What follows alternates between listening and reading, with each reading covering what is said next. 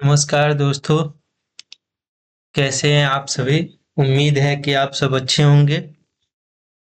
तो चलिए लूसेंट पे बेस्ड जो हम लोगों ने एक सीरीज चलाई है एकदम भारत के इतिहास से शुरू करेंगे और लूसेंट के पूरे बुक को हम लोग खत्म कर देंगे। लेकिन जैसे लूसेंट है वैसे नहीं, उसको कहानी के रूप में। आप लोग हमारा अगर नहीं देखे होंगे पिछला एपिसोड 1, 2 और 3 तो कृपया उसे देखें। आप देखेंगे तो समझ पाएंगे। हालांकि एपिसोड 1, 2 से ज़्यादा आपको एपिसोड 3 अच्छा लगेगा, क्योंकि जैसे जैसे हम आगे बढ़ रहे हैं हम और अच्छे इसमें करते जा रहे हैं, हमारी क्लियरिटी और बढ़ते जा रही है। तो चलिए एपिसोड चौथा शुरू करते हैं। संगम युग, गुप्त साम्राज्य का स्वर्ण काल और दक्षिण के राजवंश। संगम युग, जब दक्षिण में कविता और तलवार साथ साथ चले। दोस्तों, जब उत्तर भारत में मौर्य और कुषाण साम्राज्य इतिहास बना रहे थे, तब विंध्याचल के दक्षिण में एक अलग ही सांस्कृतिक क्रांति हो रही थी, जिसे हम संगम युग कहते हैं। संगम का अर्थ है कवियों की गोष्ठी या मिलन। पांड्य राजाओं के संरक्षण में कुल 3 संगम आयोजित किए गए, जहां तमिल कवियों ने अपनी रचनाओं का पाठ किया। हालांकि पहले और दूसरे संगम की अधिकांश रचनाएं नष्ट हो गई, लेकिन तीसरे संगम से हमें जो साहित्य मिला वह आज दक्षिण भारत के इतिहास का सबसे बड़ा स्रोत है। इस काल का समाज प्रेम और युद्ध की कहानियों से भरा था, जिसका सजीव चित्रण तोलकाप्पियम यानी कि तमिल व्याकरण, शिल्पाधिकारम और मणिमेकले जैसे महाकाव्यों में मिलता है।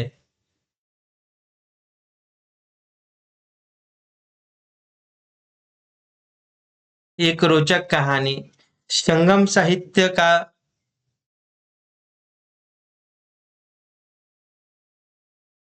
संगम साहित्य का सबसे प्रसिद्ध महाकाव्य शिल्पकादिरम यानी पायलों का गीत है।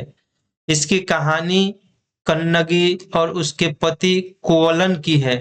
कोवलन को मदुरा के पांडे राजा ने गलती से रानी की पायल चुराने के आरोप में मृत्यु दंड दे दिया। अपने पति की निर्दोष मृत्यु से क्रोधित होकर कन्नगी राजा के दरबार में पहुंची और अपनी पायल तोड़कर साबित किया कि उसमें माणिक्य थे, जबकि रानी की पायल में मोती। राजा को अपनी भूल का एहसास हुआ और उसे इतना सदमा लगा कि उसने प्राण त्याग दिए। कहा जाता है कि कन्नगी के क्रोध ने पूरे मदुरा शहर को जलाकर राख कर दिया। यह कहानी आज भी दक्षिण भारत में न्याय और सतीत्व की मिसाल मानी जाती है। संगम काल में दक्षिण भारत 3 प्रमुख राजवंशों में बटा हुआ था, चेर, चोल और पांड्य। इनके बीच अक्सर वर्चस्व की लड़ाई चलती रहती थी। चलिए इनकी राजधानी राजकीय चिन्ह और प्रसिद्ध शासक देखें। चेर चेर वंश, इसकी राजधानी वंजी थी। इसके राजकीय चिन्ह धनुष और इनका राज्य आधुनिक केरल था। चोल चोल वंश, इसकी राजधानी उरैयूर या पुहार थी। इनका राजकीय चिन्ह बाघ था और राजा करिकाल ने कावेरी नदी पर 160 किलोमीटर लंबा बांध बनवाया था चोल वंश के काल में। पांड्य वंश, इनकी राजधानी मदुरई थी यानी मदुरा। इनका राजकीय चिन्ह मछली था। ये मोतियों के लिए प्रसिद्ध थे और संगम इन्हीं के दरबार में हुए थे। चलिए आगे। गुप्त साम्राज्य, भारतीय इतिहास का स्वर्ण युग। कुषाणों के पतन के बाद भारत में एक नई शक्ति का उदय हुआ, गुप्त वंश। इसकी नींव श्रीगुप्त ने रखी थी, लेकिन वास्तविक शक्ति चंद्रगुप्त प्रथम, जिसका शासनकाल 319 से 20 ईस्वी था, के साथ आई। चंद्रगुप्त प्रथम ने लिच्छवी राजकुमारी कुमार देवी से विवाह कर अपनी स्थिति मजबूत की और महाराजाधिराज की उपाधि धारण की। उन्होंने ही गुप्त संवत की शुरुआत की, लेकिन गुप्त साम्राज्य को उसकी असली पहचान उनके पुत्र समुद्रगुप्त ने दिलाई। समुद्रगुप्त भारत का नेपोलियन। समुद्रगुप्त केवल एक विजेता नहीं थे, बल्कि एक कलाकार भी थे। इतिहासकार विंसेंट स्मिथ ने उन्हें उनकी विजयों के कारण भारत का नेपोलियन कहा। उनके दरबारी कवि हरिसेन ने प्रयाग प्रशस्ति इलाहाबाद स्तंभलेख में उनकी विजय गाथा लिखी है। एक रोचक तथ्य यह है कि समुद्रगुप्त को सिक्कों पर वीणा बजाते हुए दिखाया गया है, जिससे पता चलता है कि उन्हें संगीत का भी शौक था और उन्हें कविराज की उपाधि भी मिली थी। चंद्रगुप्त विक्रमादित्य और शकों का अंत। समुद्रगुप्त के बाद उनके पुत्र चंद्रगुप्त द्वितीय गद्दी पर बैठे, जिन्हें हम विक्रमादित्य के नाम से जानते हैं। उन्होंने भारत से विदेशी शक सत्ता को पूरी तरह उखाड़ फेंका। इस जीत की खुशी में उन्होंने चांदी के सिक्के चलवाए, जो ऐसा करने वाले पहले गुप्त शासक बने। उनका दरबार नवरत्नों से सुशोभित था, जिनमें महाकवि कालिदास, चिकित्सक धन्वंतरी और खगोल शास्त्री वाराहमिहिर शामिल थे। चीनी यात्री फाहियान इन्हीं के शासनकाल में भारत आया और उसने लिखा कि यहाँ की जनता सुखी थी, कर यानी कि टैक्स बहुत कम थे और लोग घरों में ताले नहीं लगाते थे। तो चलिए टेबल के रूप में देखते हैं गुप्त शासक और महत्वपूर्ण तथ्य। कुमार गुप्त, ये नालंदा विश्वविद्यालय की स्थापना की, जो प्राचीन विश्व में शिक्षा का सबसे बड़ा केंद्र बना। स्कंदगुप्त, उन्होंने आक्रमण को विफल किया और सौराष्ट्र में सुदर्शन झील का पुनरुद्धार करवाया। भानुगुप्त, इनके एरन अभिलेख 510 ईस्वी से सती प्रथा का पहला लिखित साक्ष्य मिलता है। गुप्त काल को स्वर्ण युग इसलिए कहा जाता है क्योंकि इस समय कला और विज्ञान ने आसमान छू लिया। मंदिर निर्माण की कला का जन्म इसी काल में हुआ, जैसे देवगढ़ का दशावतार मंदिर। आर्यभट्ट ने शून्य और दशमलव प्रणाली दी और बताया कि पृथ्वी सूर्य के चारों ओर घूमती है। वाराहमिहिर ने बृहत संहिता लिखी और विष्णु शर्मा ने दुनिया की सबसे प्रसिद्ध कहानियों की किताब पंचतंत्र की रचना की। कितना डेवलप थे हम लोग, और आज क्या हो गए हैं, जाति धर्म और मजहब ये वो सब में बट के क्या हो गए हैं। उतना पहले हम लोग कितना समृद्ध थे और हमारी सोच कितनी आगे थी।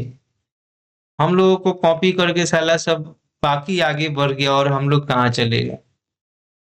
खैर क्या ही कर सकते हैं। चलिए आगे देखते हैं। गुप्तोत्तर काल, हर्षवर्धन और कनौज का संघर्ष। गुप्त साम्राज्य के पतन के बाद उत्तर भारत फिर बिखर गया, जिसे थानेसर के पुष्यभूति वंश ने संभाला। इस वंश के सबसे महान राजा हर्षवर्धन, जो कि 2006 से 2047 ईस्वी तक थे। हर्ष की कहानी बड़ी भावुक है। गद्दी पर बैठते ही उन्हें पता चला कि उनके जीजा यानी कन्नौज के राजा की हत्या कर दी गई और उनकी बहन राज्यश्री को कैद कर लिया गया है। हर्ष ने तुरंत कूच किया, अपनी बहन को जंगल में सती होने से बचाया और कन्नौज को अपनी राजधानी बनाया। हर्षवर्धन को शिलादित्य भी कहा जाता है। उनके दरबार में चीनी यात्री वेनसांग आया, जिसे यात्रियों का राजकुमार कहा जाता है। वेनसांग ने लिखा कि हर्ष हर 5वें साल प्रयाग में अपना सब कुछ दान कर देते थे, यहाँ तक कि अपने पहने हुए वस्त्र भी। हर्ष ने स्वयं 3 नाटक लिखे, प्रियदर्शिका, रत्नावली और नागानंद। उनके दरबारी कवि बाण भट्ट ने हर्ष चरित्र लिखी। हालांकि अजय हर्ष का विजय रथ तब रुक गया जब वे दक्षिण की ओर बढ़े और नर्मदा नदी के तट पर चालुक्य राजा पुलकेशिन द्वितीय ने उन्हें हरा दिया।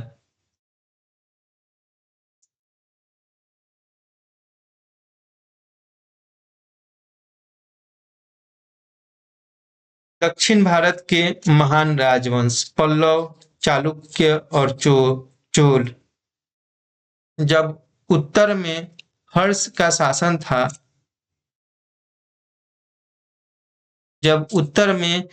का शासन था दक्षिण में पल्लव और चालुक्य आपस में टकरा रहे थे।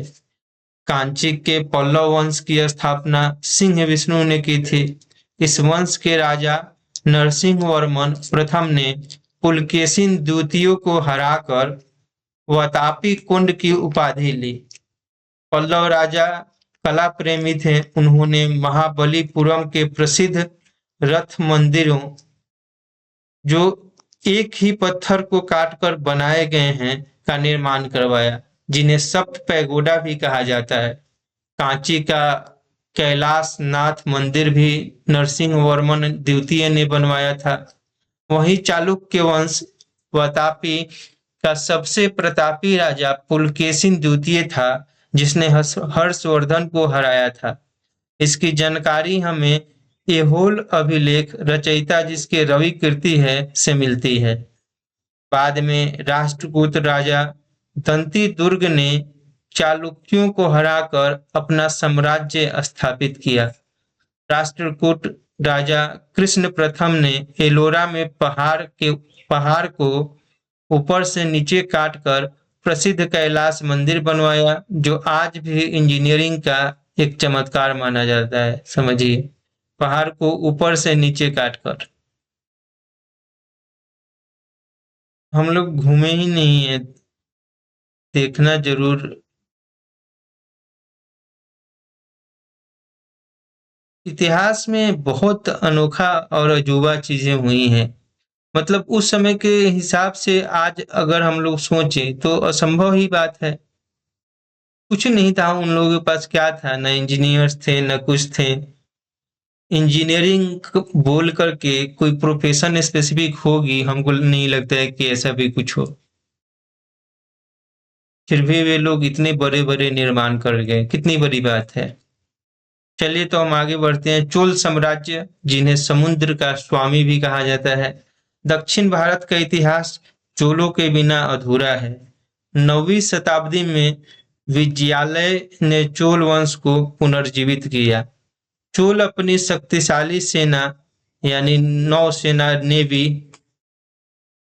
के लिए प्रसिद्ध थे। राजा राज प्रथम ने श्रीलंका के उत्तरी भाग को जीता और तंजौर में भव्य राजराजेश्वर बृहदीश्वर शिव मंदिर का बनवाया।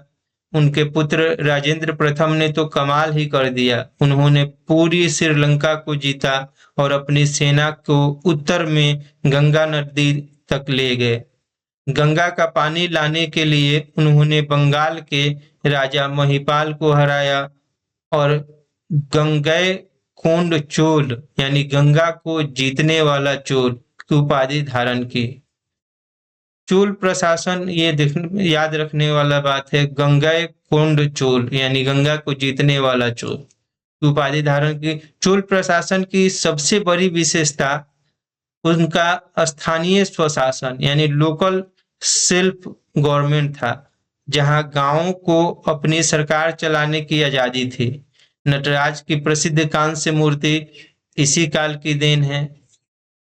चलिए तो इसी के साथ हम इस एपिसोड को खत्म करते हैं। लूसेंट बहुत ज्यादा फैक्ट से भरा हुआ है, इसलिए उसे ज्यादा फैक्चुअल रूप में पढ़ेंगे लोग तो याद नहीं होगा आप लोगों को, इसलिए छोटे छोटे एपिसोड में बना रहे हैं ताकि याद करना आसान हो। तो अगले एपिसोड में हम क्या देखेंगे? अगले एपिसोड में देखेंगे प्राचीन भारत की गौरव गाथा यहाँ समाप्त होती है। अब भारत के दरवाजे पर एक नई शक्ति दस्तक दे रही होगी, अरबों का आक्रमण होगा, महमूद गजनवी की लूट और दिल्ली सल्तनत का उदय होगा। देखेंगे कि कैसे बदला भारत का नक्शा और संस्कृति, क्या था पृथ्वीराज चौहान और मोहम्मद गौरी के बीच के युद्ध का परिणाम। जानने के लिए पढ़िए एपिसोड 5 मध्यकालीन भारत का आरंभ और दिल्ली सल्तनत। धन्यवाद। उम्मीद करते हैं ये वीडियो आपको अच्छा लगा हो। अगर अच्छा लगा हो तो वीडियो को लाइक, वीडियो में कमेंट जो भी आपको अच्छा लगा हो वो लिखें, या जो भी आपकी टिप्पणी हो कमेंट जरूर करें, और साथ ही इस वीडियो को शेयर करें ताकि बाकी लोग भी इस वीडियो के माध्यम से चैनल तक पहुंच पाए और देख पाए। लुसेंट को एकदम जीरो से हीरो तक पढ़ाया जाएगा कहानी के माध्यम से। बस आप ईयरफोन लगा के इसे सुनते रहिए, आपको ऐसे ही लुसेंट पे कमांड बन जाएगा। धन्यवाद। इसी के साथ हम अपने वीडियो की समाप्ति करते हैं।